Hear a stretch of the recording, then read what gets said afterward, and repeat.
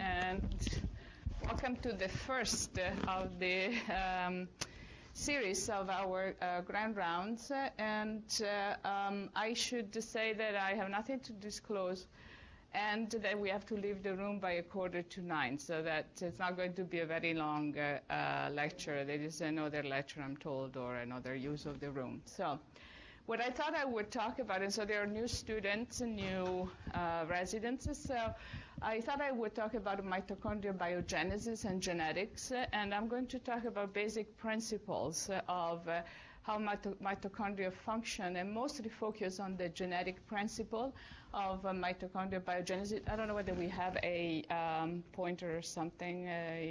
Sometimes she has it, but that's okay. And this would be more, it should serve more as an introduction to mitochondrial disorders, because we always talk about them. But understanding really fundamental principles of genetics of the mitochondrial DNA is critical to understand the disorders themselves. So let me see whether I can do it this way. So the outline is, I'll talk about what? Turn your microphone. You keep going. Okay. So I'm going to talk about mitochondrial biogenesis, the genetics, and then introduce the mitochondrial disorders that are either associated with mitochondrial DNA mutations or nuclear mutations. You can use the mouse as a pointer. Yeah, I could do that. You're right. So this is the basic cartoon of where the mitochondria are in the cell, and this is a fancier one of how mitochondria look. And you can see here that there is a outer membrane that is this outlined here, and it would be this one in the cartoon. And then there is an inner membrane and the matrix. And this is just a basic constituent, and inside of this all the action takes place. So just to understand why mitochondria are unique is just that originally they were independent, but then 1.5 times 10 to the 9th years ago, they established a symbiotic relationship with the eukaryotic cells. And this relationship has evolved through these years to make the mitochondria significantly more dependent on the eukaryotic cells and less independent on their own genome and their own coding ability. So they have reduced how much they can code. And this is the schematic again. You can see in this one that you have the outer mitochondrial membrane. This is the inner, the cristae, and this is the matrix. What is inside of the mitochondria that has a coding ability is their own genome, which is indicated here, is shown here. These codes for the constituents that are shown here: larger ribosomal RNA, the small ribosomal RNA. It codes 13 mRNAs, so proteins, and then 22 tRNAs that are necessary for the translation of the polycistronic RNA made by the mitochondria. And other than that, this DNA, and this mouse doesn't do what I wanted to do, does not have any other coding ability. So you can imagine that everything else, and it's shown here, so ribosomal proteins that are going to form the ribosome inside of the mitochondria come from the nucleus. Initiation factors, aminoacyl tRNA synthetases that are important for formation of the aminoacyl tRNA, enzymes that are involved in the replication of the DNA itself, or RNA polymerase, and fundamental constituents, structural constituents of the membranes themselves, are all coded for by the nuclear DNA. So if you think there is a very small pool of actual structural proteins and regulatory proteins that are made by the mitochondria themselves. And this is because of this evolution over time to become more dependent on the nucleus. because of what I just said, that the nucleus contributes so much, so the cells had to develop a system by which they can import these proteins that are synthesized in the outside of the mitochondria and need to be inserted appropriately within different compartments of the mitochondria. And this is illustrated in a schematic way here. It's very complex, actually. I went to reread these, and there are a ton of proteins that actually execute this transport. And so this would be the outer membrane, and these are just sort of very basic players. The TOM is the transporter of the, or translocator of the outer membrane, and there are about 40 different types, so it's I just showed one here. Then this is the inner membrane, and there are two basic ones. One is called the TIM, because it is the transporter of the inner membrane. And this specific one, as you can see, TIM22, only transport proteins that are going to reside in the inner membrane. But this companion, which is 23, can do both. It can just transport polypeptide that will go to the matrix and others that will stay in the inner membrane. And this is just to illustrate that this process at the level of the inner membrane depends on, is an ATP-dependent process and depends on the membrane potential. So this is the import in more detail, and it's a fascinating process if you think about it. So in the cytoplasm, these are the nuclearly encoded proteins. They need to be tagged, and the tag is shown here is this wiggly line. They need to be folded appropriately so that they don't get to be degraded by the unfolded protein system, and so they get to be transported by a chaperone in the cytosol, and then eventually targeted to the mitochondria. And the recognition sequence is at the N-terminus of the protein, is very basic. It's not amino acid specific, so there may be other elements that allow to target the protein. And so this is the outer membrane, and this is the general import pore. This would be the TOM, and this is the polypeptide that sort of opened up and just gets to be engulfed and moved through. It goes through the inner membrane, where I told you the potential of the membrane and the ATP is important. It gets associated with HSP70. An endopeptidase digests off and cleaves off this small peptide at the N-terminus, and the active protein is formed at that point. And this protein can be either in the matrix or be imported into the membrane itself.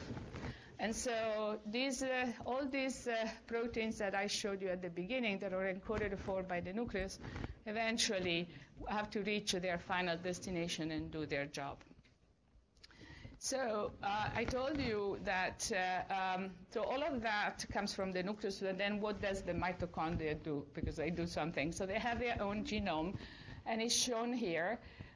It is a double-stranded DNA molecule, and it has no chromatin, no histones, so it's a naked piece of DNA, essentially. So there's another major difference with the nuclear DNA, in which the DNA has evolved to really be compacted into a higher chromatin structure. This does not happen for mitochondria, since they're prokaryotes, so they're very similar to bacteria, if you want. The other thing that I will also talk about in a couple of slides is that there is no redundant so-called DNA, so there are no introns, there are no intervening sequences. Every single strand here is coding for something. And at the end, you will have a polycistronic message. The major point in this slide is that there are two strands. One is this one that's called H, and it is very rich in guanine, so that's why it's called H for heavy. And then there is this other strand here, the shorter one, if you want, which is the L strand, which is richer in cytosine. And the H strand codes for most of the 13 proteins that are coded for by the mitochondrial DNA, and for most of the tRNAs that are used to translate into proteins.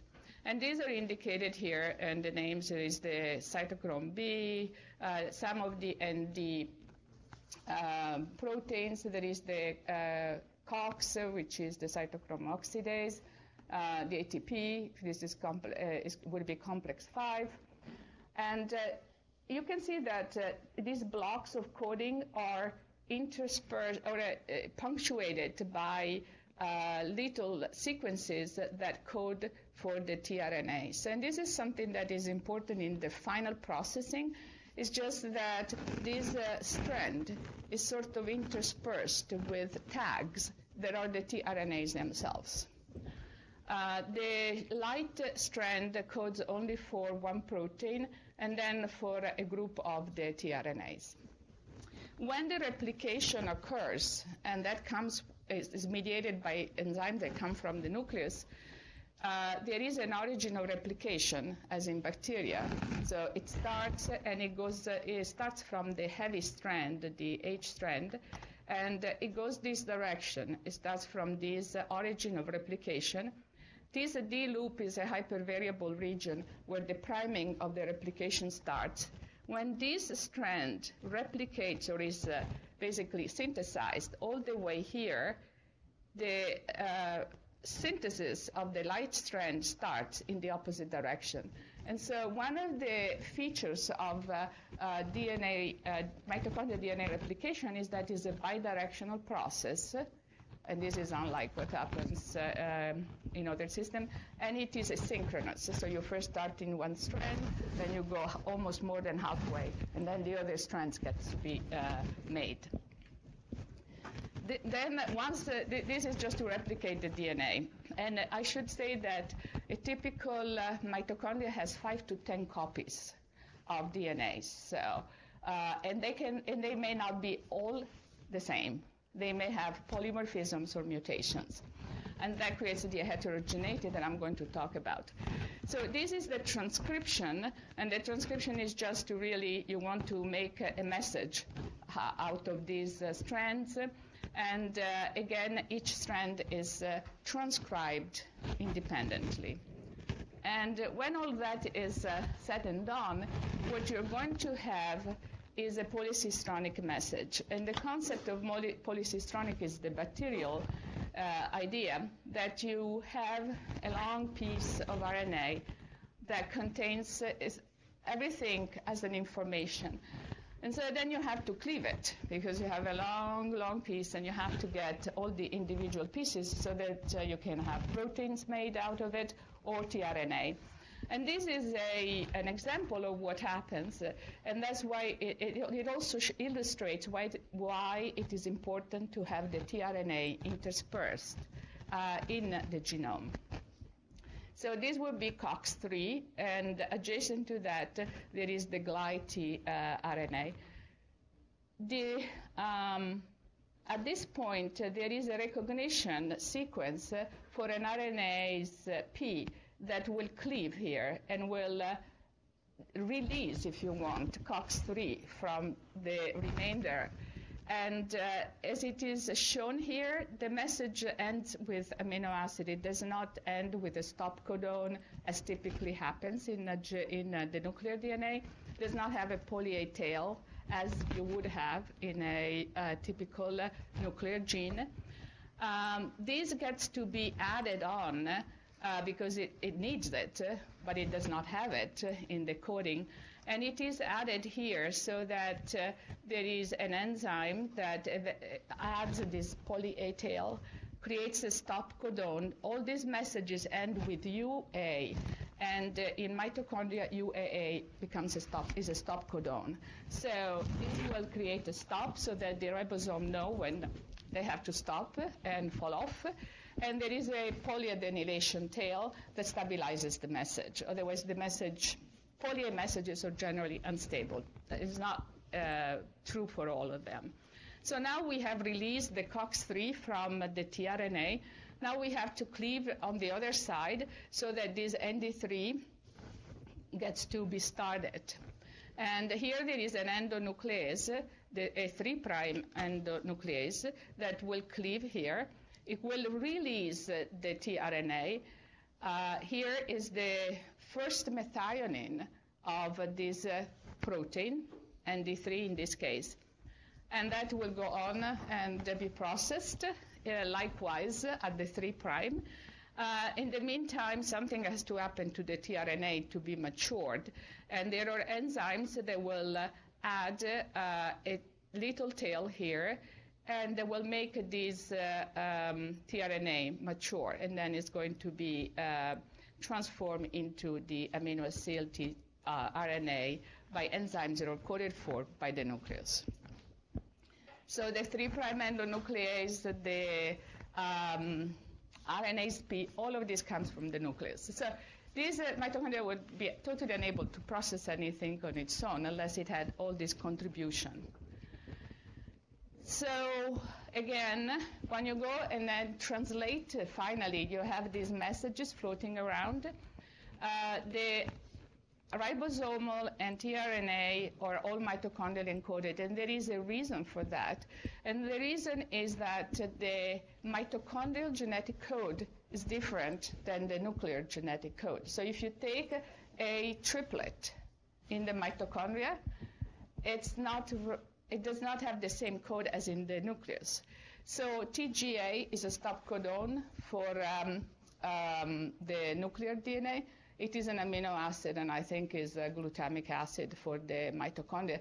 So you need to have something that decodes it appropriately, and that is the tRNA and the ribosomal RNA. So that's the reason why those genes are coded for by the mitochondrial DNA. And if you have mutation that interfere or modify these ribosomal or tRNA, you cannot translate properly, and then you have dysfunction of mitochondria, and I will illustrate that in a couple of slides. All the translation proteins that are required to package the mitochondria, to do the enzyme, all of these come from the nucleus. The genetic code is written here, differs from the nuclear genetic code, and this is the major reason to keep this conservation of tRNAs. And the translation, these are prokaryotes, if you want, is sensitive to bacterial inhibitors such as chloramphenicol, tetracycline, that will not affect the nuclear or the cytoplasmic ribosome. So this is just what everyone is very familiar, which is the respiratory chain with the different complexes in it. And the point that I want to make out of this slide is that complex 1 has 35 subunits that are encoded for by the nucleus. Only 7 are encoded for by the mitochondria. Complex 2, there is no contribution from mitochondria. It all comes from the nucleus. Complex 3 also is very heavily supported by nuclear coding, and so is for complex 4 and complex 5. So it gives you an idea of the ratio of how many of the proteins that form these complexes that are actually coded for the nucleus and how many come from the mitochondria. So now that we know all of that, we should understand why mitochondrial genetics is a maternal inheritance. And so when we talk about mitochondrial disorders, or in general, the way in which we inherit this DNA is maternal. And the reason is that the oocytes contain 100,000 molecules of mitochondrial DNA. The spermatozoa contribute only 100 to 1,500. And 1,500. So what happens is that the contribution is greater from the oocyte, and it's believed or is shown that those that come from the spermatozoa get lost, and it's unclear whether they just die or they get spilled out. But during the first few stages of embryogenesis, they get to be lost. It's not 100% true, so there are some cases in which there is some contribution from the spermatozoa, but by and large, this is true. So it's just maternal inheritance. The other thing that it is important to remember is that there is a sequence heterogeneity, and I've hinted to that at the beginning when I told you there are 5 to 10 molecules of the mitochondrial DNA per mitochondrion, and they're not necessarily all the same. And this is due to the fact that there is a high mutation rate in the mitochondrial DNA, and this stems on many different reasons that I already alluded to. One, there is no chromatin, so the DNA is always very exposed, never is packaged in anything. It is very close to the inner membrane, and there are a lot of free radicals that are produced, so it's exposed to a lot of stress and modification, and it has a very low proofreading ability compared to the nuclear DNA, in which there is a more developed and efficient system in which you can proofread and correct. This is not well developed in the mitochondria. And because of that, the mutation rate of the mitochondrial DNA is 17 times greater than you have in the nucleus. And this explains why there is such heterogeneity in mitochondrial DNA. And this heterogeneity leads to two very fundamental concepts in mitochondrial genetics that are homoplasmy and heteroplasmy. And I'll show that in a minute. Mitotic segregation is the other important concept to remember to understand mitochondrial genetics, and then the threshold level of mutation. So these are the four fundamental elements that determine mitochondrial genetic and inheritance. So this is the maternal inheritance in a pedigree that is hypothetical, but what it shows is that here there is an individual, is a male, that it is affected, it cannot transmit, but the females that are affected, they do transmit, and so it's maternal inheritance, and this is because the oocytes are the ones that provide mitochondria. Okay, this is the concept of heteroplasmy and mitotic segregation. So this is a cell here, is a mother cell, and these cells will divide. So you can see that there are schematically two types of mitochondria. Some are white. For the sake of the discussion, let's say that they are the ones that have, they're normal. They don't carry any damaging mutation. And the black ones are the ones that do carry a mutation that will interfere with function. And if you add another level of complexity, those mitochondria may be different because they have 5 to 10 molecules, so not all of them are going to be the same. But for simplicity, let's say that there are two populations. When this cell divide, it will divide in two, and the partition of the mitochondria is not going to be uniform. So it's not like they will get the same distribution. So you may have a daughter cell that has more of the white circle, of the white mitochondria, and another one that has more of the black. So at this point, these cells are not similar to each other because the amount of contribution of mitochondria is different. And this creates a heteroplasmy. So, but their heteroplasmy is different. So this cell here has more of the mutated mitochondria versus the other. And if you think about subsequent division, you may end up to a point in which one cell has only normal mitochondria, and another one has only mutated mitochondria. And this situation is called homoplasmy because everything is the same, right? So it's homoplastic, and this is all mutated or all normal. And this is called mitotic segregation. So it happens at mitosis. and it is, you basically sift this heteroplasmy at different level of ratio of mutated versus normal. Then there is the so-called threshold effect. So, of course, if I have 100 cells in a tissue and these cells are not going to be all the same, when is that I will have a phenotype? When is that my muscle, just take the muscle, is not going to work properly and I'm going to have a problem? And so this leads to another important concept. So you can have heteroplasmy and have no phenotype. And this is the complexity of the genetics, because you need to have a certain threshold.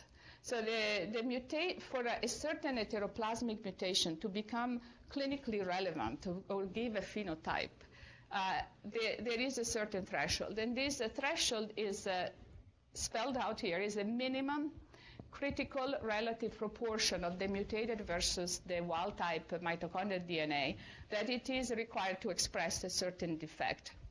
And this threshold is not uniform. So if you have a mutation in a tRNA or a mutation in ND3, the threshold can be completely different, and therefore the clinical expression of that mutation. And this threshold depends on the type of mutation, as I just said. It depends on the tissue. It depends on the dependence of the tissue on oxidative metabolism. It depends on the time. At different times in development, for example, you may have different functional requirement and contribution. I'm going to illustrate that with a real example of a muscle disorder that's mitochondrial. In this one, this is a SDH staining. It shows that there are darker fibers and lighter fibers. And then there are these fibers here. They are more angular. They are very darkly stained. And these are mitochondria that have clumped up and have formed these subcircular clusters. If you stain for COX, and remember, COX is one of our enzymes or complexes in the inner membrane, you can see that now there is some dark stain, light stain is normal. Then this very darkly stained, because the mitochondrial clumped, is now a COX-negative fiber. Means that mitochondria is affected and does not express that protein. And likewise is for this other one. So in order to understand, so if you look at this staining, you would say that the fibers that are stained by COX staining are normal, right? And the ones that are negative, so the COX plus or normal cells, they have normal mitochondrial DNA, and the ones that are COX negative, not. But if you go and examine, you take, and people have done this experiment, actually, I have another slide from a recent paper. You take a single fiber, you take a COX negative muscle fiber, and you amplify the mitochondrial DNA. This is what you will find. So this actually was an older way of doing it, which is by RFLPs. It's just by taking the DNA and digesting with enzymes. But the important thing is that this is the normal band that you should see in this gel. These are COX positive cells, and these are single cell analysis. And you can see that you have, in this one, which stains perfectly well with COX. So for you, it's normal. You go and look at the DNA, and you will have, if the mouse contributes, the normal band here, but also a smaller band that's mutated. And so forth, you can examine that all of these fibers that are COX positive have a certain amount of mutated DNA. And the percentage of this mutated DNA is shown in these numbers underneath. So you can have as much as 52 or 53% of mutated DNA and still be COX positive and look like a normal guy. And then if you take a COX negative cell, well, they only have the mutated. And this is shown in this graph. So this is the plot that plots the cytochrome oxidase activity versus the percentage of mutated DNA. You can see that up to over 50% is fine. But then there is this sudden drop, and you have a COX negative fiber, which would be having a mutation that is expressed and having a symptom, if you want. And so this is shown, this is a very recent paper from 11 or 10 or last year, shows the same thing. It's just done by PCR and actually looks at specific point mutation in patients and examines the same idea, COX negative and COX positive by PCR analysis. It's just a different analysis. So these, the reason, so if this is the threshold, and you can take a mutation in a tRNA and have, like in this case, you can see that you can go up to 80% and still have a COX positive fiber. So in another case, like this mutation here, you can go only up to 60%. So the threshold is different for different mutations. So that's a major point. So this has led to the big controversy in the field when mitochondrial genetics and disorders started to be identified and recognized, because Roland used to say that there are distinct syndromes that you can identify by their clinical presentation, and Anita Harding would say that there is really no way that you can rationally classify a mitochondrial myopathy, because that was what she was studying, but disorder just on clinical ground for just what I just told you, that you need to have genetics. And without that, you can't define the disorder. And so because of mitochondria all over, important for basic functions, the disorders are so, multisystemic, varied. Any organ can be affected, but organs that more depend on oxidative metabolism, muscles, the heart, the eyes, the brain, are typically more affected. But any tissue, any organ can be affected. So, and I'll try to wrap up quickly. So for what I just told you, if your mitochondria are dysfunctional, it can come from mutation in the mitochondrial DNA, can come also from mutation in the nuclear DNA, because the majority of the constituents of the mitochondria come from the nucleus.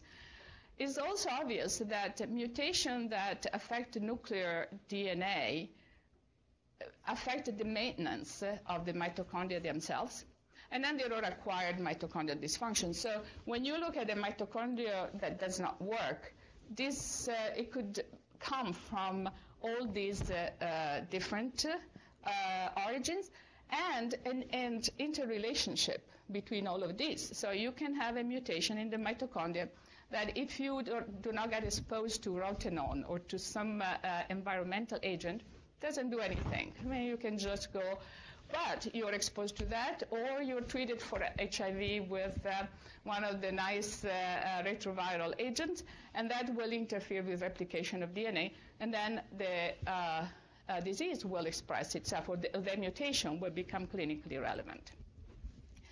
So the discordance between clinical and genetic classification, which has been going on for a long time, is just stems on the heteroplasmy with the mitotic segregation, the mutation level, all these nuclear factors that I just keep reminding you of that impact on the functions of the mitochondria, and environmental factors.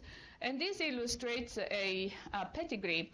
So this is a boy who comes to your attention because of some weakness and seizures. He has a sister who was a stillborn. We don't know much about her, and then has also siblings who are just fine. Of note is that he has an uncle who had seizures, or is still alive and has seizures. His mother is fine, grandparents are fine. So if you look at this pedigree, against you would say that the only affected individual is the uncle, and the others are all fine. If you go and do that analysis, so you take you do the genetics on these. So we go back, and now this is the pedigree from a genetic standpoint versus the clinical. And M is for muscle, and B is for blood. So B is when we take our blood sample, we send it. Those are lymphocytes, and those are the ones that we typically screen. And it's not an optimal source of genetic analysis, because these are cells that divide, and they tend to eliminate very unfavorable mutations. So the muscle, because it can divide and proliferate, but it usually does not unless there is an injury, is more of a fixed tissue, where certain mutations that are inherited will sort of be more fixed in their content. And this is shown here. So if you take the grandmother, she is normal, no phenotype. So she has, but she's heteroplasmic. So she has 17% of mutation. But if you look at the muscle, it's not 17, it's higher. Then you look at the uncle, who is affected clinically. These are and you can read the numbers. I mean, the muscle always has more than the blood that we screen. The mother of the boy who is unaffected actually has mutation. She is heteroplasmic, and she has a definite good amount of heteroplasmy. And all the children are heteroplasmic and have different amount of muscle heteroplasmy and blood heteroplasmy. Actually, this one does not have any, if you take the blood on this one. The other point that I want to make is that this male cannot transmit anything, so his children are going to be all homoplasmic, no mutation. So the point of this is twofold. On the one hand, it illustrates that individuals that are clinically or normal, genetically, they are heteroplasmic and have the mutation, that there is a certain threshold that it is necessary for that mutation to be clinically relevant, and that if you screen a patient by taking blood, you do not have the full picture. And so if you really have a very important question of either diagnostic or predictive as to whether that person is going to be affected, you really have to take a different tissue. And muscle is the one that is easier to access, and it is more informative. Before you leave that slide, let me just ask two questions. One is, why does the young female have? Why does she have the clinical phenotype?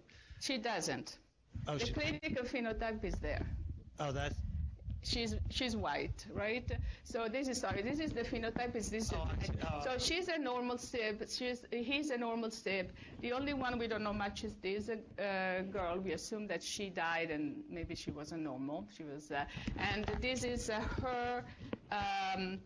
If you have the fetal tissue or whatever, and then you can go back and do. So basically, the major point is that girl is normal, but if you go and look at her, she still has some heteroplasmy, but not to a level that will make her have symptoms. Can you miss the gene by sampling blood? In other words, if there's a genetic abnormality. Exactly. So you have to get the muscle. Well, if you clinically. Miss it with muscle too. Yes. Exactly, but muscle is easier to approach than, Remember, we're talking about the mitochondrial DNA with this, not mitochondrial proteins that are on the somatic DNA. No, this is mitochondria. I'm talking about the mitochondria. Yeah, it's just something to reinforce. The Oh. vast majority of mitochondrial DNA is on the somatic DNA. And so you have to know what mutation you are looking for. If you're looking for a mitochondrial mutation that's on the somatic DNA, you don't need to do a muscle biopsy. Yeah, but now I'm just talking. Yeah, that is a good point. But now I'm just talking only about the mitochondrial DNA mutation. So it's good to always reinforce. But so then this would be really a mutation that it is in one of either the 13 genes in the mitochondria or the 22 tRNAs. And Another question is an interesting number difference here on this slide. Basically, the boy or man on the bottom there has 70% this one. mutated mitochondria in the muscle and 30% in the brain. No, this is will be in the blood. In the blood, sorry. And yet he is healthy, whereas his uncle has less mutated. Yeah. He's sick. I get. Is that an age effect? Is that just because he's younger? And it's exposure to is the other thing. It's just that the uncle may have no. And this goes back to what Nick was saying. he may have some somatic mutation in his nuclear DNA that make one of the enzymes that translates, for example, less efficient. He may have polymorphisms in his nuclear DNA that contribute. He may have been exposed to external agents.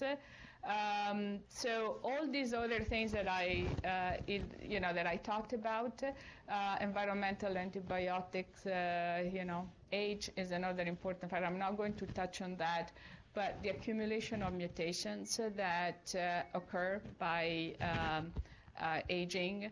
So all of those would explain why you may have, this different threshold. Yeah. Is in vitro fertilization producing increased inheritance? I don't know. It's a good point. I don't know. Because allegedly, a lot of, the tail of the sperms with all the mitochondria. Mm-hmm. And so one of the mysteries of cell biology is now that we're sticking the whole thing into Mm-hmm. the egg, whether or not there's going to be More contribution, you mean? Yeah, that's a good point. I don't know, and I don't know that they've looked into that. But they freeze so many. Well, in some countries, in Canada, they definitely freeze a lot of these. I don't know here, and they probably could go back and see, because it's at the 2 to 4 cell stage that the spermatozoa mitochondria get to be removed.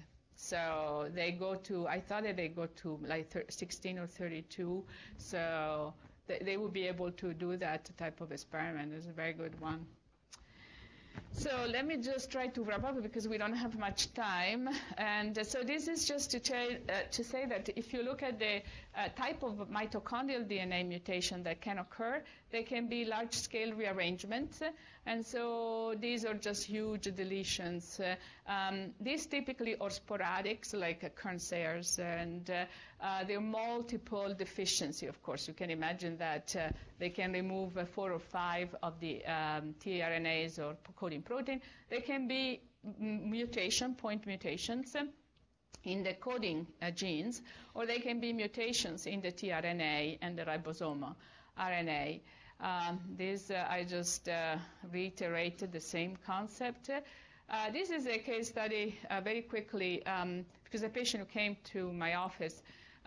This is an asymptomatic 9-year-old boy, perfectly fine, and he presents for neurogenetic consultation because the mother is concerned because her brother died of MELAS, which is the mitochondrial encephalopathy, lactic acidosis, and stroke, at the age of 14, and Dr. Baumann was the pediatric neurologist. And you're following them. Okay, so his mother is just, she wants genetic testing. She wants to see whether he's at risk, of course, and whether he will develop. She's perfectly normal. So would you do the genetic testing? One, yes. I had the answer, Art.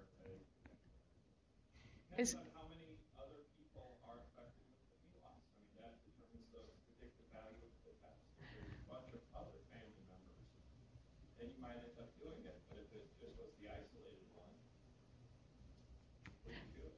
Well, there is only the uncle affected in that family. We know the mutation because he was screened. He died in the 90s, I think, or something like that. So late 90s, so like 10 or 15 years ago. And the mother is fine. Everyone else is fine. Yeah, but that's what. So you wouldn't do it? Well, it depends. It depends on how much the mother is pushing it. I would probably try to hold off, but a lot of this, as Dr. Cambi is saying, what's the predictive value? And a lot of it has to do with what's the affected family history. If this family history was littered with people dying from MELAS, that's then a very high predictive value, and you do it.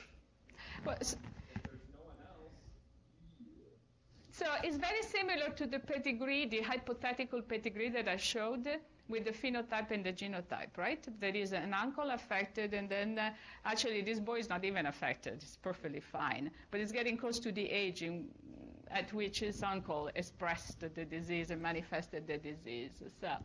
So you wouldn't do it, or you would? Yes? The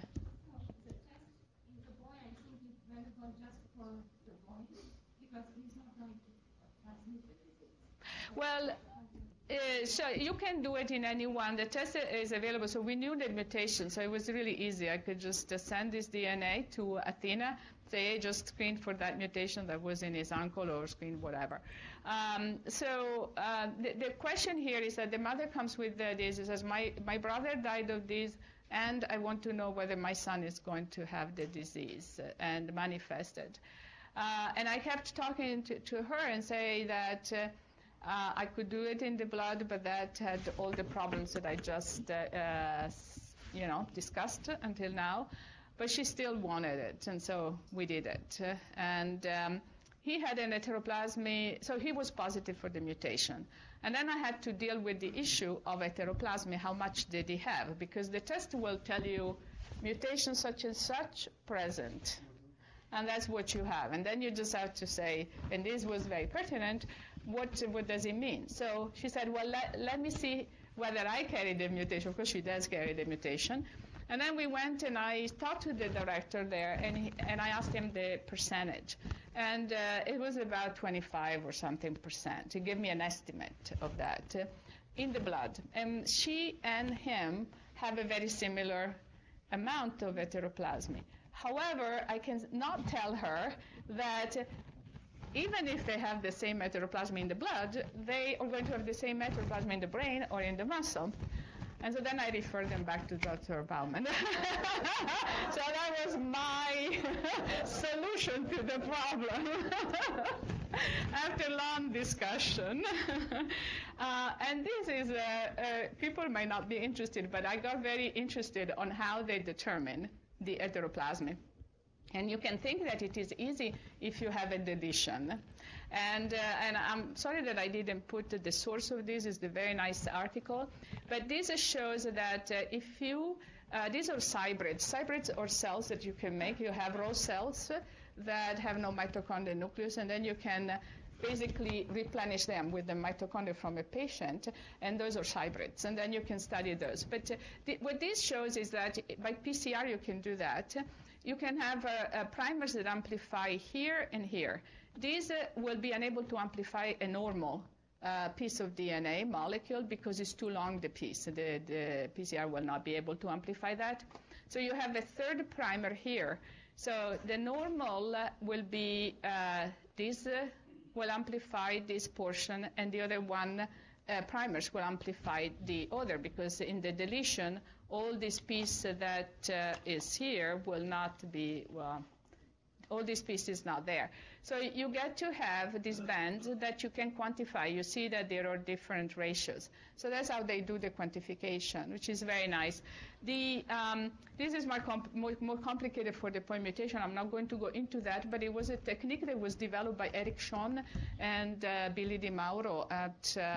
It was a very clever way of quantifying point mutation, because those are much more difficult to quantify. So you have all these ways to quantify things and try to figure out. But if you use lymphocyte, and as Dr. Baum was saying, even muscle may not. So the other thing, and we don't have time, but nuclear mutations do not behave like the mitochondrial mutations, because it's just nuclear DNA, so it's your standard mutation.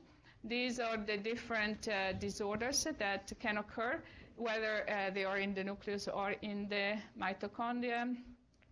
And then one last thing, that there are environmental causes that will explain why you can have not a very high amount of heteroplasmy, but you happen to have HIV and be treated, and then you may develop the disorder. Antibiotics, chemical exposure, which is very important.